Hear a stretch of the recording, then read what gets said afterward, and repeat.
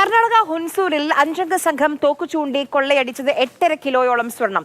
10 കോടിയുടെ വൻ കവർച്ചയാണ് നടന്നതെന്നാണ് എഫ്ഐആർ. കവർച്ചയ്ക്ക് ശേഷം രക്ഷപ്പെടാൻ ശ്രമിച്ച സംഘത്തെ ജീവനക്കാർ തടഞ്ഞു. ജീവനക്കാർക്ക് നേരെ വെടിയുതിർത്ത ശേഷമാണ് സംഘം രക്ഷപ്പെട്ടത്. കെ ബി ശ്രീധരൻ വിവരങ്ങളുമായി നമുക്കൊപ്പം ചേരുന്നുണ്ട്. ശ്രീധരൻ, ഇവരിൽ ആരെങ്കിലും പിടികൂടാനായോ? നിലവിൽ ഈ കവർച്ചാ സംഘത്തെ കുറിച്ച് യാതൊരു വിധത്തിലുള്ള വിവരവും പോലീസിന് ഇല്ല.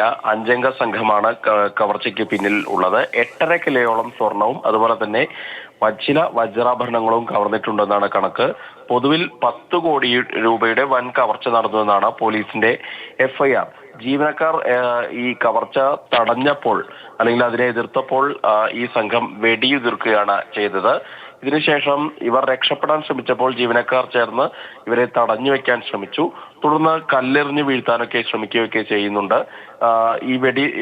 ഇവിടെ നിന്ന് രക്ഷപ്പെടാൻ വേണ്ടിയാണ് ഈ സംഘം ഇവർക്ക് നേരെ വെടിയുതിർക്കുന്നത്. അതിന്റെ CCTV ദൃശ്യങ്ങൾ ഉൾപ്പെടെ പുറത്തു വന്നിട്ടുണ്ട്. ഏതായാലും പ്രത്യേക അന്വേഷണ സംഘത്തെയൊക്കെ നിയോഗിച്ച് കഴിഞ്ഞ 24 മണിക്കൂറായിട്ട് പോലീസ് വലിയ വ്യാപകമായിട്ടുള്ള അന്വേഷണം നടത്തുന്നുണ്ട്. പക്ഷെ ഇതുവരെ ഈ പ്രതികളെ കുറിച്ച് യാതൊരു വിവരവും ലഭിച്ചിട്ടില്ല. ശരി.